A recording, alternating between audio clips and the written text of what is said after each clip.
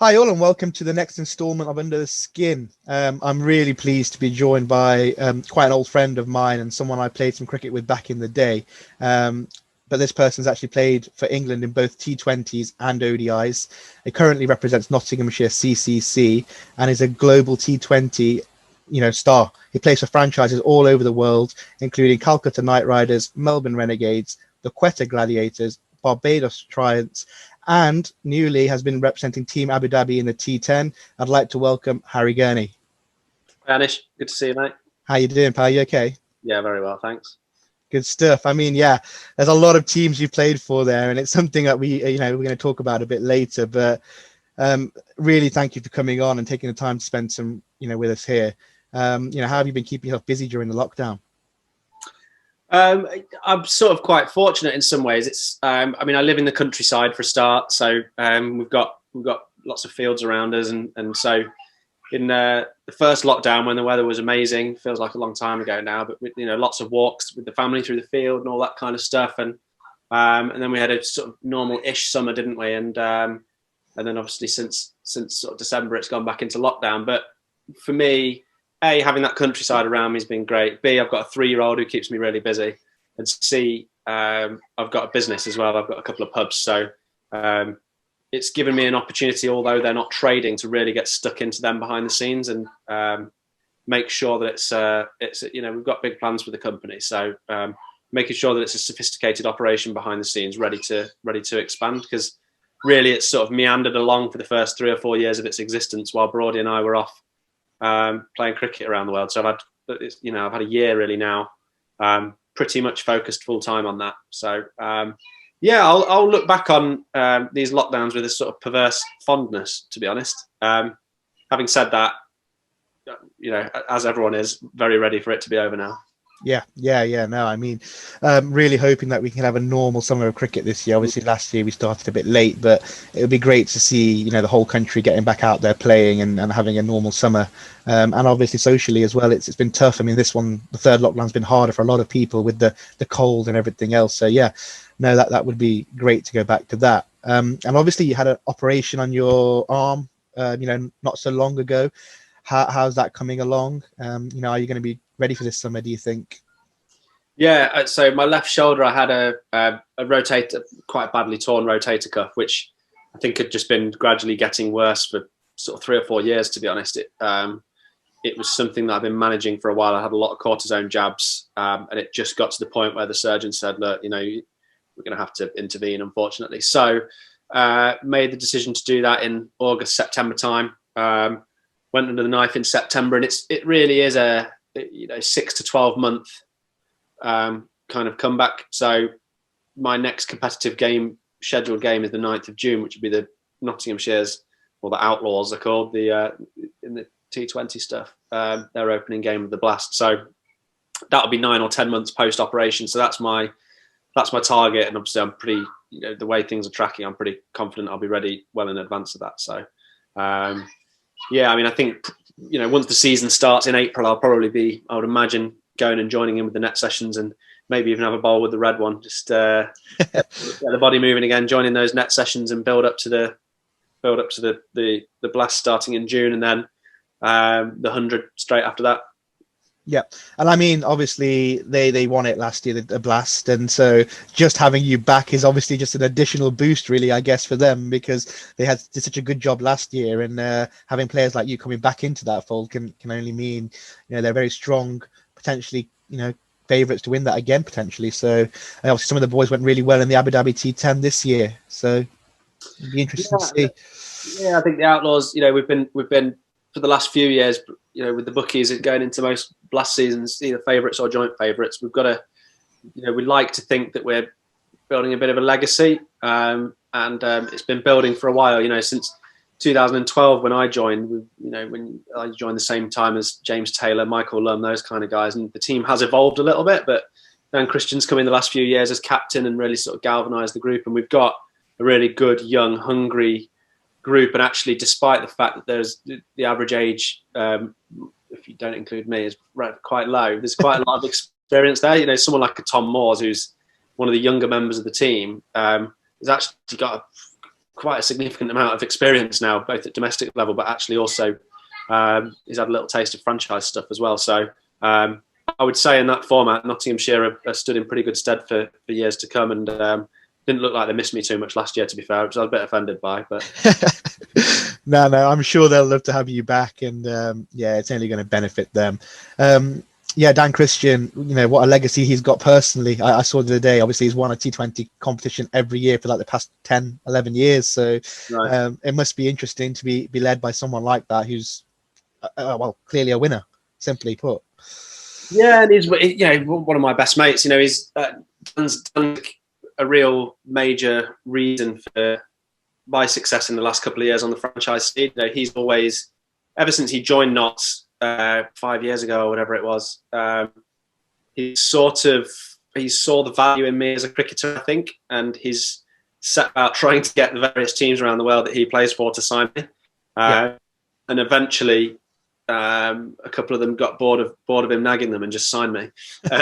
So yeah, Dan's been great for me. He's a good mate of mine. We speak regularly, and yeah, I mean, what a cricketer! He's just, he's unbelievable. And actually, I think he's 37, maybe even 38. But you can see him playing well into his 40s. When you look at someone like a Steve-O playing still at 43.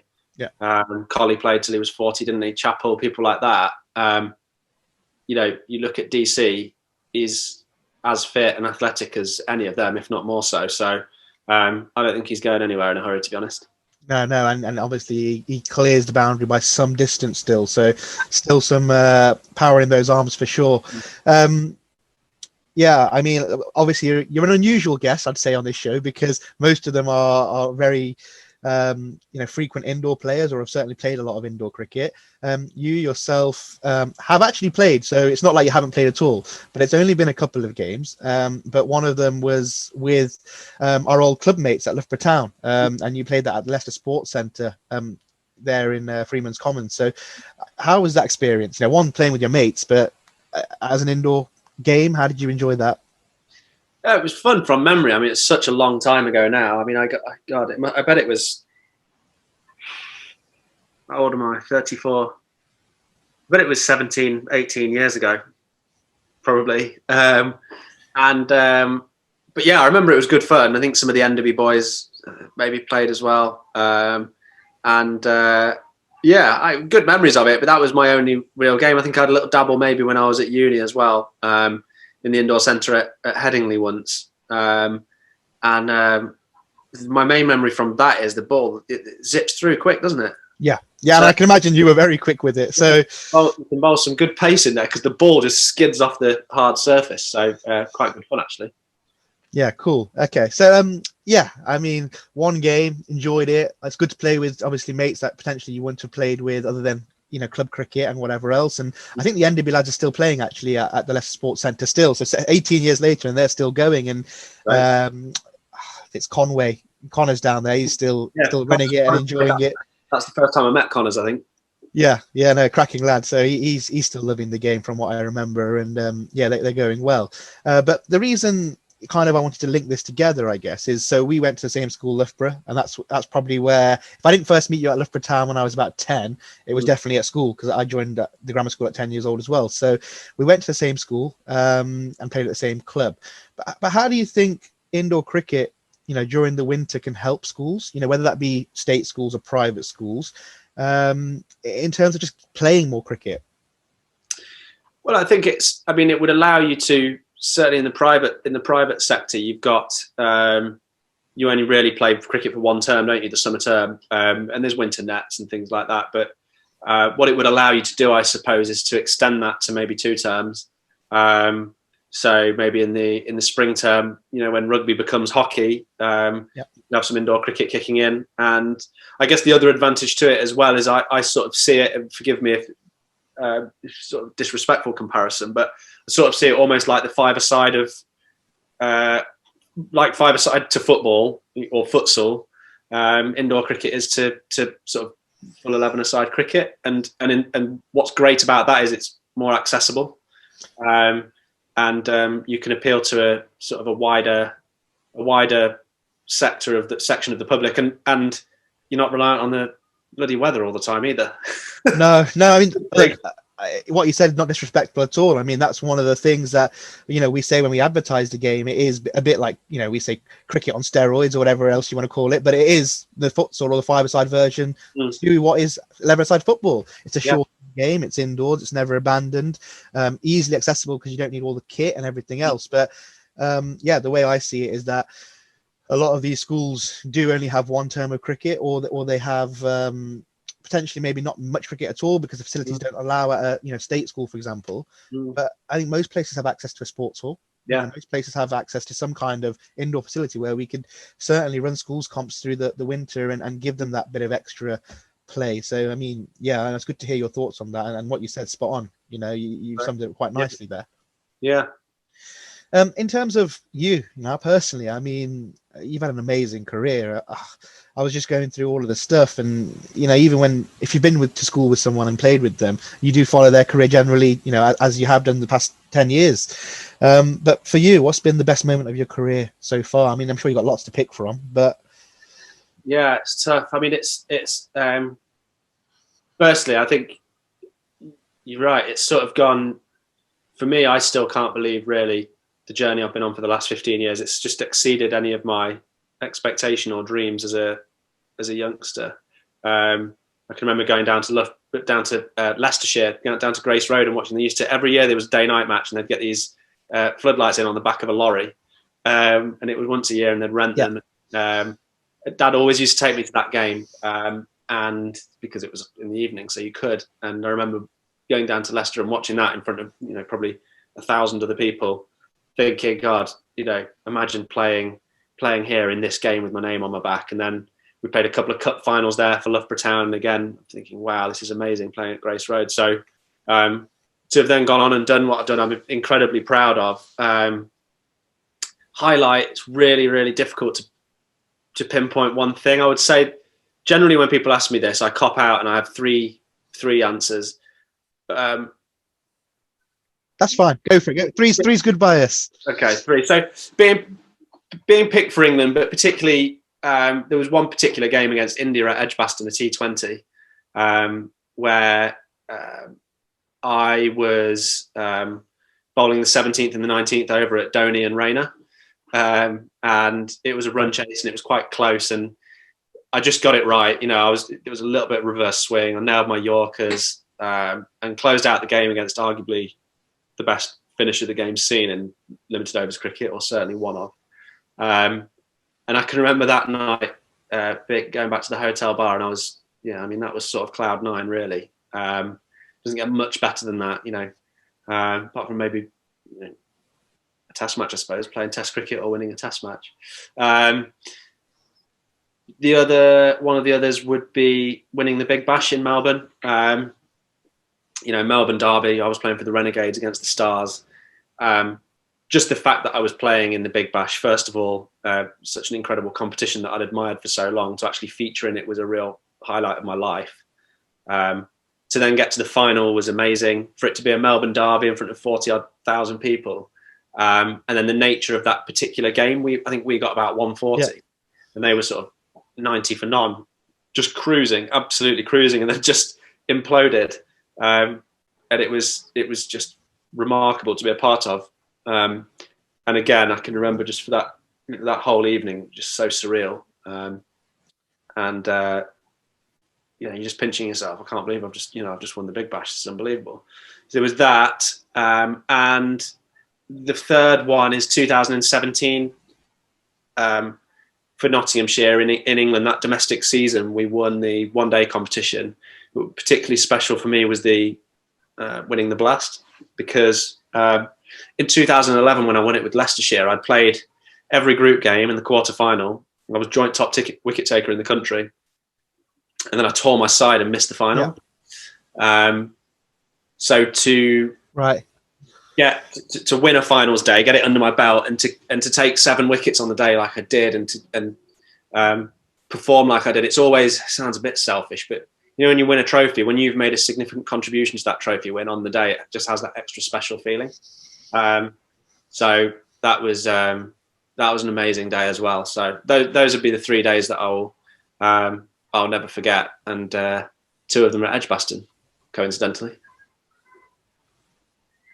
Yeah, no, they're all amazing options. And that's why I think you do have to cop out, because you can't pick one. I mean, they're all brilliant. Yeah. I'm sure you've got more than that as well, to be fair. So, no, I mean, that's brilliant, mate. That's good to hear. And yeah, so you have obviously, I mean, you played a lot of red ball cricket for Nottinghamshire. You're taking a lot of wickets, and a good average and a good economy. But you've become a short format, star, global star, I would say. And as I mentioned, you played for all those sides that I mentioned before. But which of the competitions have you enjoyed the most? And why? I'm going to have to cop out again. And I'll tell you the positives of all of them, right? So the main ones, anyway, the Caribbean Premier League, winning that with Barbados I just absolutely loved it, because the atmosphere in the grounds really surprised me. Because having watched cricket in the Caribbean for the last few years on TV, particularly test matches and things like that, the crowds are sort of dwindling. And I got there to the CPL with no expectation. And wow, I mean, it's just like a big party in those grounds. You go down to Trinidad and it is chaos. But even in Barbados, our home grounds, when we were winning, it was a real party atmosphere. And I'm at a stage in my career now where I like working with very laid back coaches. Phil Simmons is a very laid-back guy, and Jason Holder as captain, one of the best captains, if not the best captain I've ever played under. And they just let me do my thing. Really, really chilled out. As you know, the Caribbean's like that naturally. And a few celebrations at Harbour Lights, probably, in those Barbados games when you win. Yeah, never set foot in the place, Anish. I don't know what you're talking about. So loved the CPL. That was an amazing experience. The Big Bash we've discussed. It's Australia is an amazing country that I love. If I had to move somewhere in the world, probably be right up there. Culturally quite similar to the UK, but with decent weather, basically. Yeah.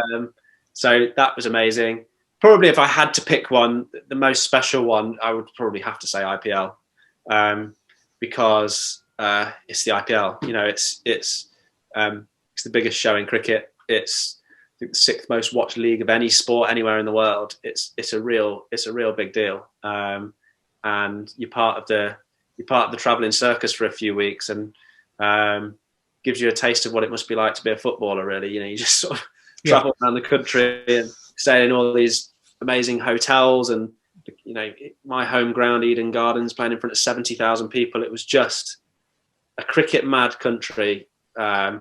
Which just hits sort of fever pitch for that period every year. What an incredible experience. Well, funny you mention India. It literally brings back a memory that, obviously we shared together when we went to the India tour as Leicestershire Juniors. And I remember you opening a batting in a game. Just obviously, this is why I mention it, because it's so strange, but you're opening the batting and you hit the 6 at Mumbai into, I think, the ocean. It was there from this ground, and you were opening the batting back then. But that just brought back a funny memory, and what a trip that was that we shared, with Leicestershire at the time.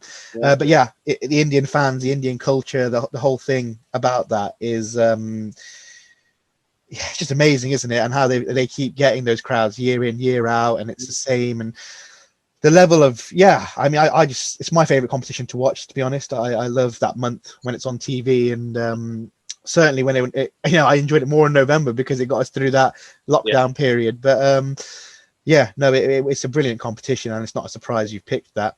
Yeah. In terms of newish competition, the Abu Dhabi T10, it's just finished, now, but you represented Team Abu Dhabi. What was that like? Obviously a different format slightly, but as a competition, as a concept, what was it that you really enjoyed about playing there?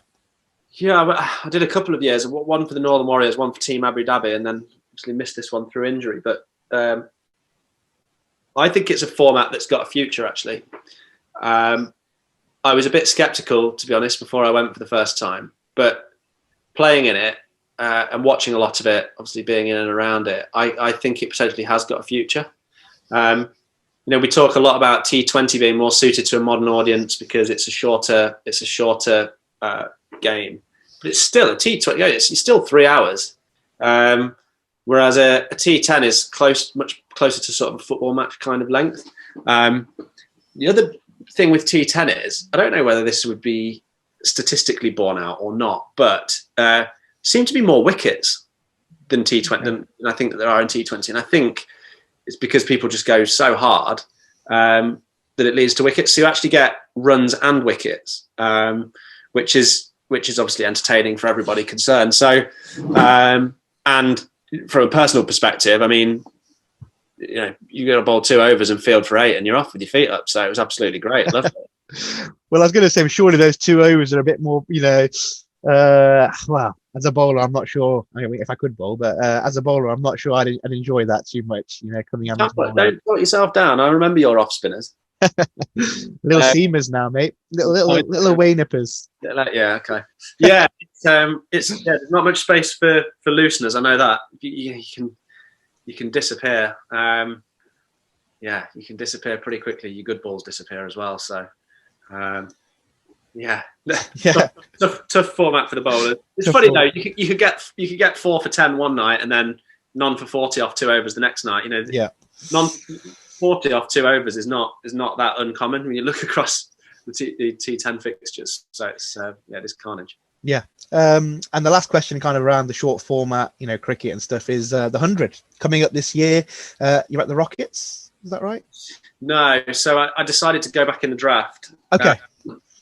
There was when last year's competition got cancelled, they essentially turned it into a bit of a free for all, i.e., each franchise could decide to offer retentions, but the player could choose to reject the retention and go back in the draft if they would like to.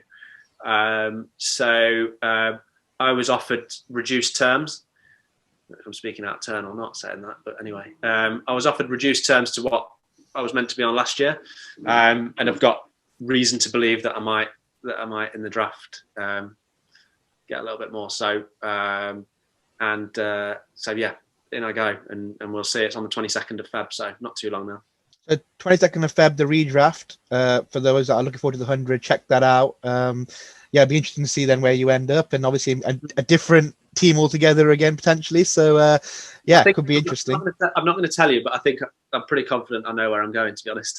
Okay, cool. Well, I'm from what I saw last year, I was looking forward to watching, you know, the Rockets play, but I was also looking forward to I think it was Cardiff, or the Cardiff-based side, you know, with Bairstow and you know, the guys they had down there. I was quite looking forward to watching them.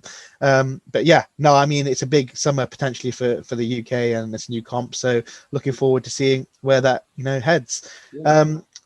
Now, in terms of just a bit of advice really for we've got a lot of young players. As I said, we've got about, you know, 180 to 200 kids in our EPP program. Hopefully all will watch this, but any advice for any young quick bowlers, you know, that want to go from where they are now to being a pro and ultimately a you know, a global superstar?